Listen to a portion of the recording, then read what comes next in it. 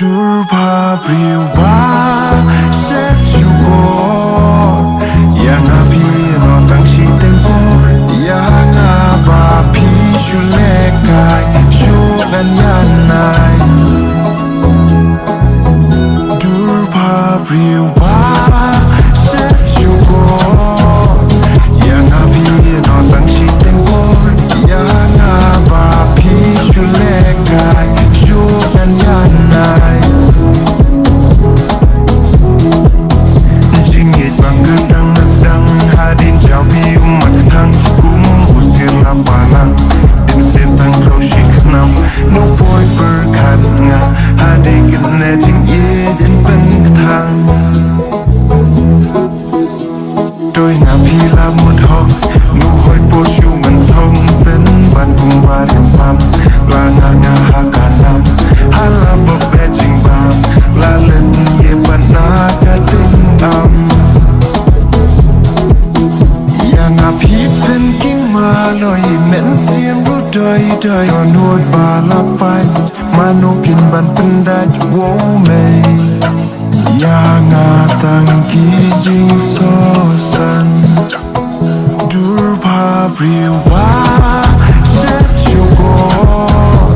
yang api no tang si tempur yang api shulekai shugan yanai happy ngashan ngateli hendai kumba ai kuli su loi gawa pidon kisiat habat ko hipom klem jing isin jing shida nang api wan rading kong unong kendong bangalong ngashi sui jing long hen rain dalamong jing him kakla kompong I don't deserve this after all the good things that I've done yang api pen king maloi men sim ru doi doi don't nuot palapai manokin man pendai wo mei yang atang ki jing so san Durpabriwa sejugo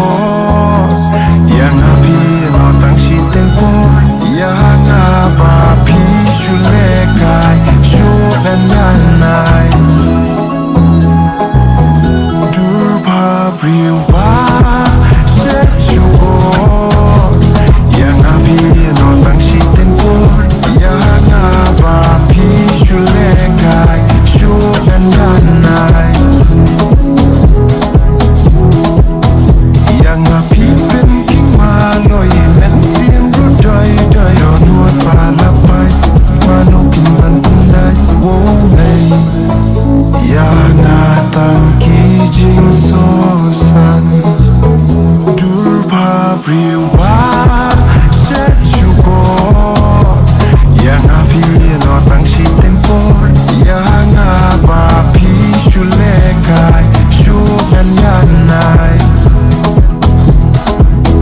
Durpabriwa sejugo yang api no tang si tempor yang api shulekai shugan yanai Wow, kali